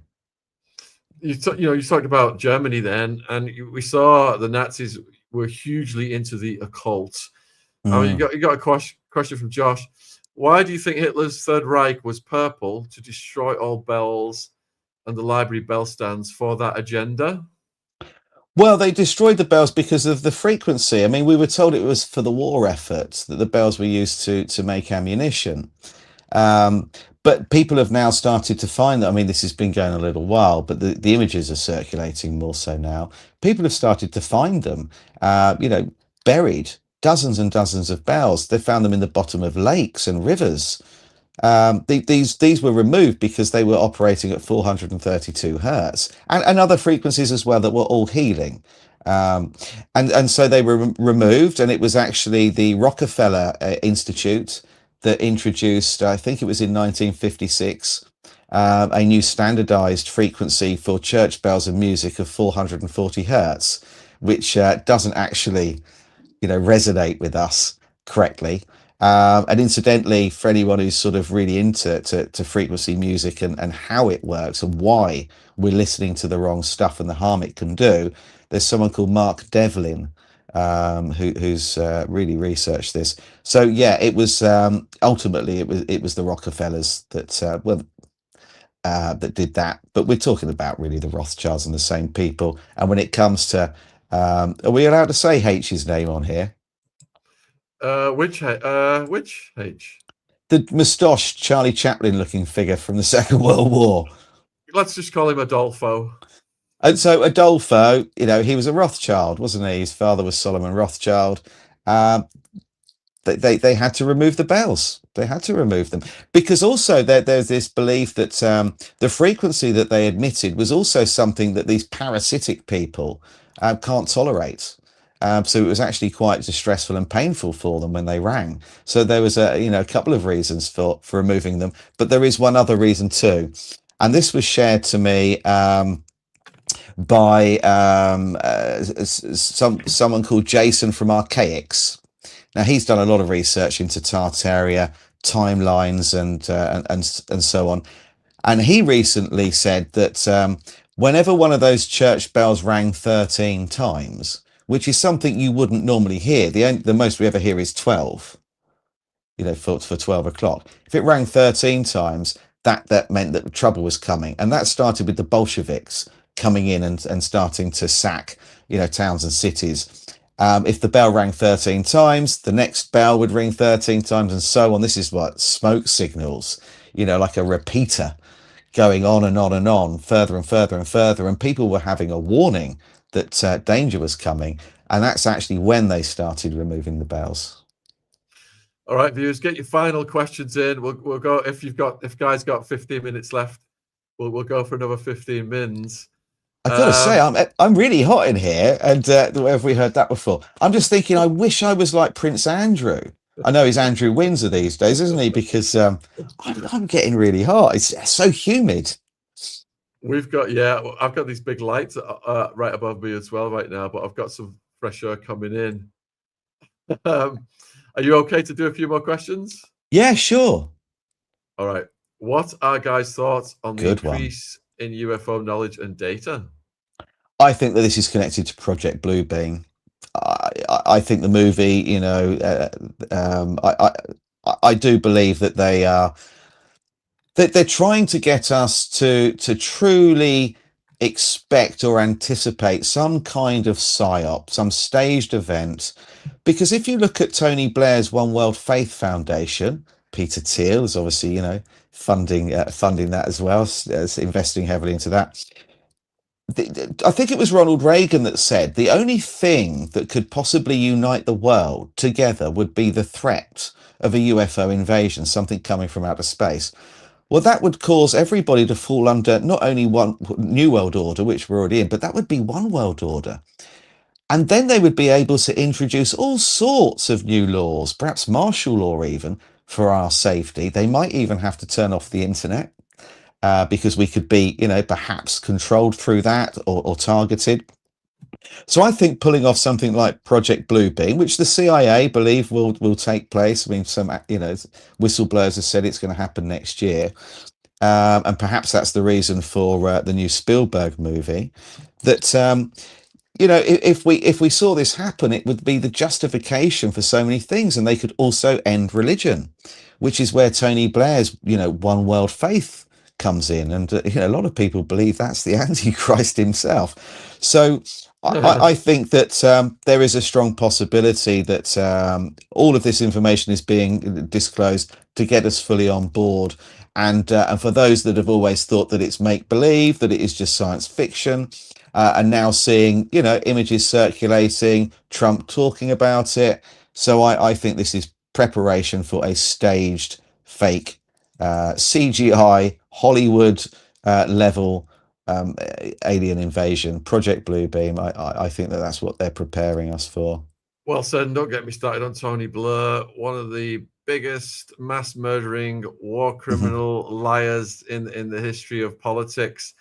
Him and Bush telling everybody Saddam had weapons of mass destruction, putting the war on terror in motion and killing millions and millions of people, more than half of them women and kids. But hey ho, he's supported by, is it, it's not Thiel, it's the other guy. Is it Larry Ellison? Larry Ellison. Yeah. Larry Ellison. Yes, you're absolutely right. And he's still got out there trying to mooch and take control of our lives. Natasha, how about CERN's lockdown? It's something that I've heard bits and pieces about, but I've got to be honest with you, it's not really on my radar. It's from what I understand, with regard to CERN, that they actually have the capability of causing a pole shift.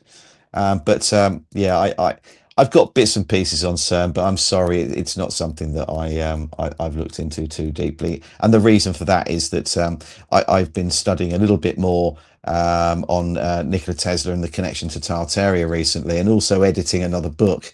And people keep sending me information on CERN at the moment, and it's overload. Unfortunately, it's not something that I know too much about, I'm afraid. Right, with the countdown, last 10 minutes, folks. Get your final questions in.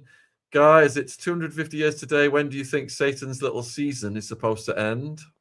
Yeah, well, that's a good question, because a season, we ultimately we don't know what they consider to be a season. But if you have a millennial reign, 1,000 years, a season's a quarter. So that should be 250 years. So that should be today. I mean, actually, officially, the Declaration of Independence was signed a few days after the 4th of July. But so really, it should be now. But according to the new head honcho at Google, this new age that we're going to go in, the new age of enlightenment, where everything's going to change and we're going to be in a higher frequency of vibration, is supposed to be 2032 or 2033. So I actually incidentally put a post up on Facebook today about that very question. They surely can't let the 250th anniversary of Satan being let free go unnoticed, can they? So I've been waiting for some significant event to take place. But we've got to bear in mind, America are several hours behind us. I thought that it might actually happen during a World Cup game. But the problem with and history has certainly taught us this, sometimes things are going on that we don't find out about until several years later. So there could be something happening today, right now, on the 4th of July, that is just not going to make the news, and we'll find out later on. And that's happened time and time again. So so I would have thought today, but the new boss at Google claims that it's 2032, 2033. Can they put a person's soul into their clone? Yeah, so it depends what your interpretation of a soul is. What exactly is a soul? Is it your personality? Is it your aura? Is it your consciousness? Now, I think it's your consciousness personally, and if I'm right, then yes, they can. And go onto the internet, type in clonaid.com, CLONAID.com, and you'll see one of the services they provide. They clone. They've cloned dogs. They've cloned people. The first baby they cloned was called Eve, and that was publicized. And fill in the application form if you want. They'll contact you within 48 hours. And the application form is on there, so you can fill it in. And one of the services they provide is called the Lazarus Project. And that is having your consciousness transferred to a clone, a replica of yourself. And that's a service they've been offering for several years now. What are your feelings on Antarctica and all the mysterious beings and artifacts that inhabit there? That's interesting, because I did a post on that this week too.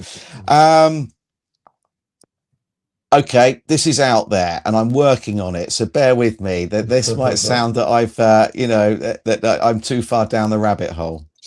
But I've been looking at the possibility that there was a pole shift.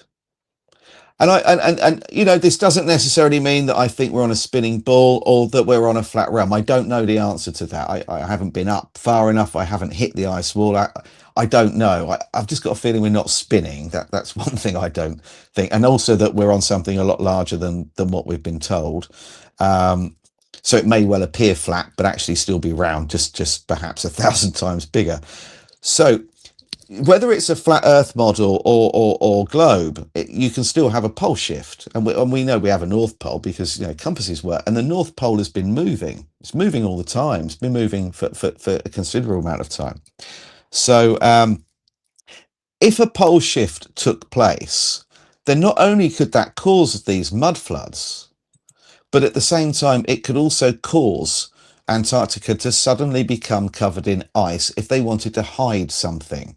And that would certainly align with Admiral Byrd, what he found when he went there, or what they say he found, and why they left so quickly, and why something that was supposed to be a scientific expedition, and where they were going to survey the land, why did they need to take 4,700 people with them, personnel, all the ships that they took, and so on. So and then we've obviously got the German base, the Nazi base that was there as well. So there's something going on in Antarctica. They're hiding something. The Antarctic Treaty doesn't make sense. But the one thing, because you've got warring nations that still align with the Antarctic Treaty. But one thing that is interesting, which is worth looking at, is the Piri-Reis map. So that's Pirireis. Now that was actually drawn in the. He was a Ottoman admiral. He drew that in the early 1500s, and that showed Antarctica as being this lush, habitable land. It showed flora and fauna, wildlife. Now he claimed that he got that some of that information from earlier maps. But the thing is, okay, they're saying it's a depiction. They're imagining that that's what Antarctica would look like. But Antarctica's been scanned. They know what, with the ice is removed, exactly what the coastline appears like, how it actually really is. And that aligns perfectly with the Piri-Reis map. I mean, it's not even out by an inch. How could they have drawn that in the 1500s and 50 to 100 years earlier so perfectly when it was covered in ice? In some cases, miles of it. So I think there's a pole shift possibly. And that could, the person who mentioned CERN earlier on, CERN have the capability to do that now. And I think there's nothing new under the sun. And there is so much more in Guy's books. If you're watching on YouTube, we've got the link for Amazon UK. We've got the link for Amazon USA. Most of the people watching are in both of those countries. And how many books have you written, Guy? 3. So the one that you can see there, the first one, that was the first book I wrote, Tezza and the Cabbage Patch Kids, which we've been talking about mainly tonight. Later on, you'll see it with a slightly different cover. There's a Spanish and also a Polish version. It's the same book, but that cover is slightly different because it's the images in it. There's over 60 pages of them. They're in full color, so it's a special edition. Rise of the Clones is the next book. And then Conspiracy Theories I brought out in December last year, and that's based upon the blogs on my website and my Facebook post, but expanded upon, and that's 87 different rabbit holes from the ice walls to Agartha. It's an A to Z. It actually is in alphabetical order, and that's why it's called From Agartha to Zombies, because zombies is the last chapter. And and that's not zombies from horror movies. It's something that's slightly different to that. And what else can people find at your website? On my website, they can find out a little bit more about me. They can read my blogs. They might find the one on Tony Blair interesting. The one on Tesla. There's one on Zorro Ranch as well. And I put the Tesla one up. So, and also there are links to my Facebook, YouTube on there as well.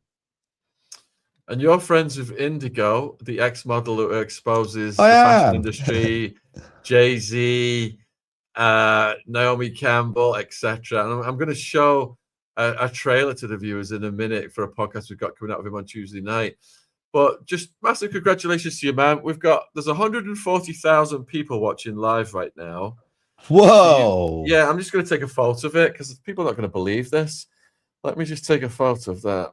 Boom. And I never talk about likes and views or any of this stuff. It's not my thing. I'm always to the point. But this is really weird because, like I said earlier on, we are completely shadow banned everywhere. I've got 250,000 followers on Facebook and 20 people watching right now. I've got 162,000 followers on X, and usually we have 100 to 200 people watching. So for some reason, Elon has lifted the shadow ban. Hopefully, it lasts longer than this evening, but I am a skeptic. and I suspect we'll go back to normal tomorrow. So it says here, how many is that? 500,000 people have watched you tonight already on X.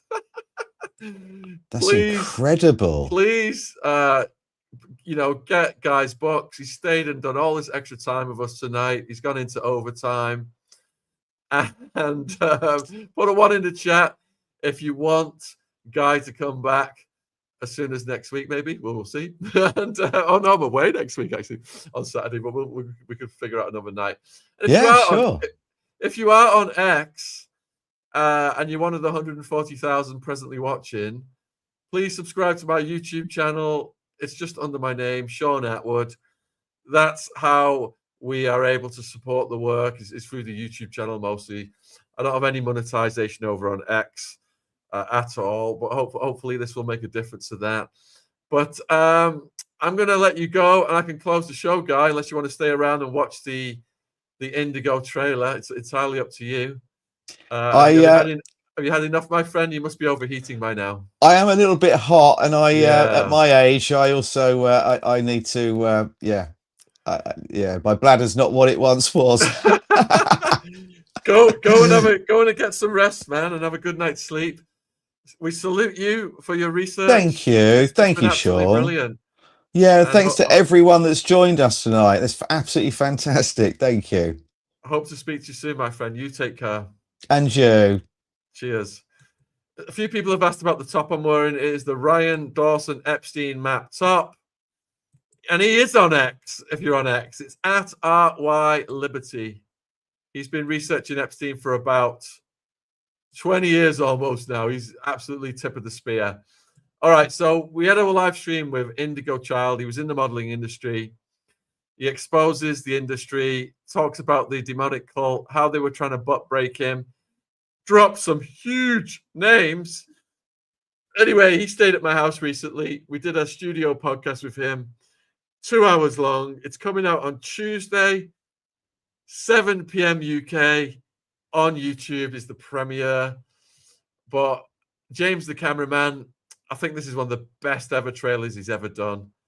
And I just want you guys to see this, to see what's coming on Tuesday. I'll put the link in the live chat as well, so you can set your alarms for it. But check this out. We did watch a bit of Katy Perry earlier, didn't we? Here we go. Play.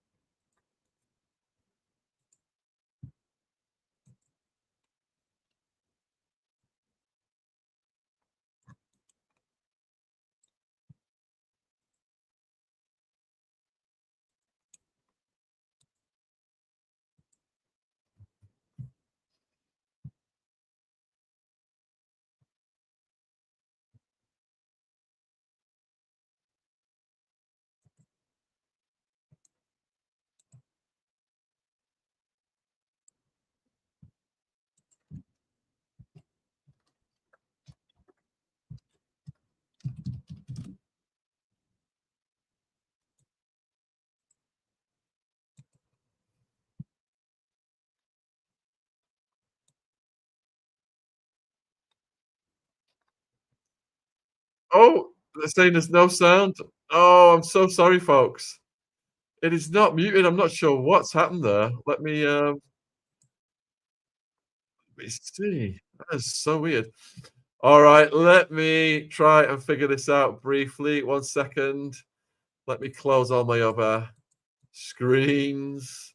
I've got the trailer in a separate file. Let me see if I can play this.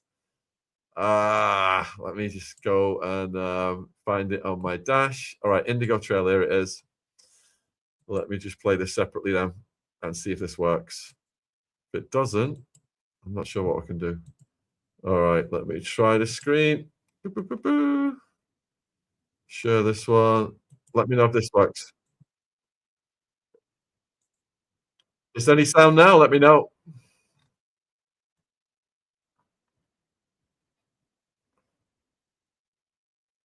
Can you hear it now?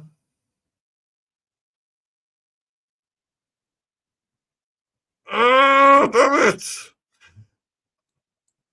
All right, what I'm going to do is, if you're watching the YouTube version, what I'm going to do is I'm going to customize it, which means when this video ends on YouTube, it will take you to the trailer. So you can set your alarms there. If you're watching on X, one of the 150,000 watching on X, if you just come over to my channel, Shaun Attwood, SHAUN Wood, put in Indigo, and you'll be able to find it from there. So it's time for me to go to bed, folks. Thank you for tuning in. Thank you for liking, sharing, and everything else. We will get Guy back. And don't forget out to check his website and his books. Got the Ryan Dawson Epstein top that I'm wearing at RY Liberty on X.